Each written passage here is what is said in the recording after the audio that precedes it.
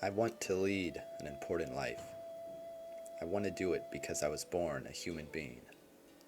A still moment, a still eternity, blades brandished under the moonlight, flames residing in torches and candles puppeteer, dancing shadows in the courtyard.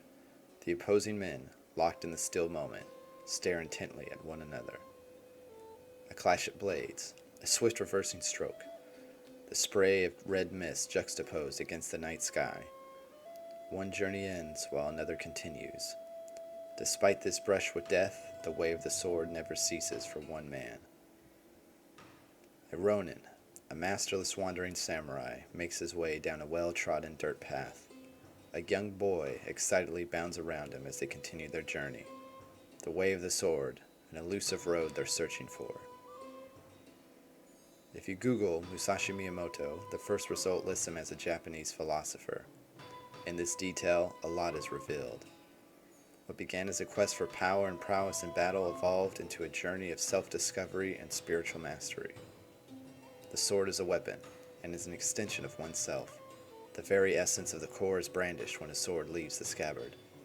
Musashi, by Eiji Yoshikawa, provides a romanticized biography of Musashi Miyamoto from the age of 16 when he departs his small rural village of Miyamoto in search of fame and glory in the Battle of Senjihara. After the forces he joined are defeated, he's left wounded and outlawed as a survivor of the defeated army. This close call with death sets him forward on a journey as a ronin. Rather than encompassing his entire life, the story concludes a little over a decade later, after Musashi's famous duel at Ganryu Island. While the story is advertised as a biography, the adventurous tale within the pages is undeniably fanciful at moments. Reoccurring characters appear at opportune moments throughout Japan, and Musashi's revolutionary catalyst that motivates him to evolve from a ruthless barbarian to thoughtful warrior occurs with an eccentric sage character, an unorthodox Buddhist monk who has been residing at his home village. While these eccentricities push the boundaries of believability for a biographical experience, they contribute to a sense of grandeur and adventure that pervades the epic. The novel comes in just shy of 1,000 pages, but no individual section overstays its welcome. The chapters blend seamlessly into one another as the reader follows multiple interweaving paths. What separates Musashi from your average adventure fare is the titular character. Musashi is a well-developed and fully realized character that grows throughout the narrative.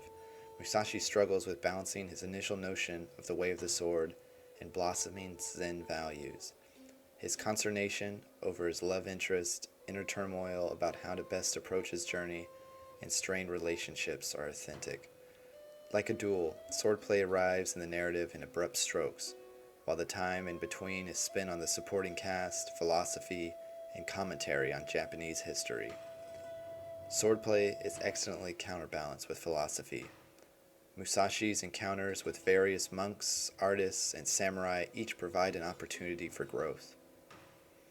Originally consumed with the perfection of his sword technique, Musashi increasingly becomes more invested in his mental and spiritual development.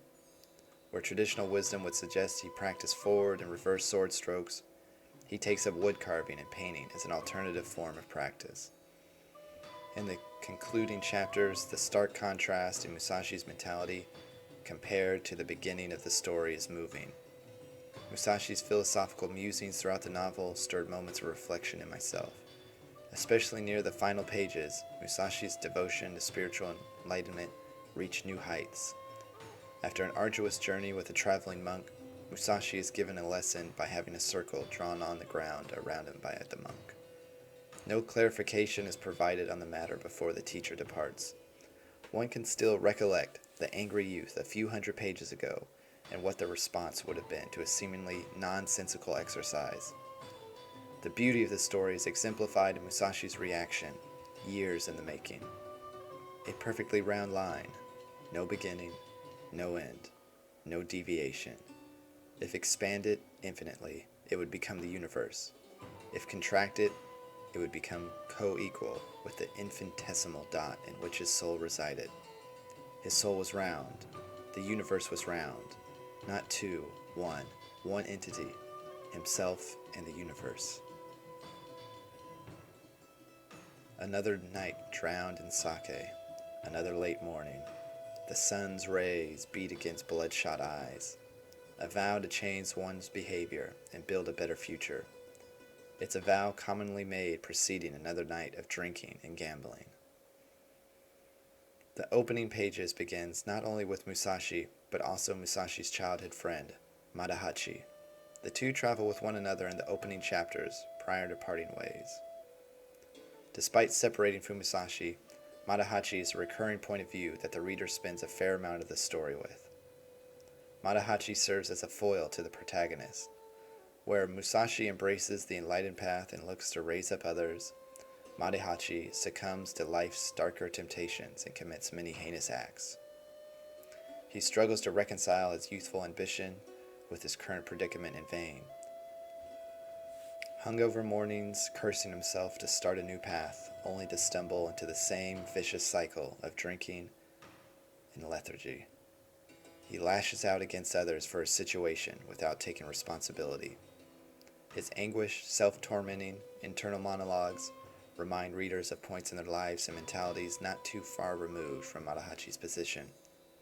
Watching Musashi and Madahachi's final destination felt deeply satisfying. What are you doing here? Have you no pride left? How can you let things go on this way? Idiot! Do something. The speech was addressed to himself, his anger eclipsed by his indignation at his own craven weakness. He was disgusted with himself.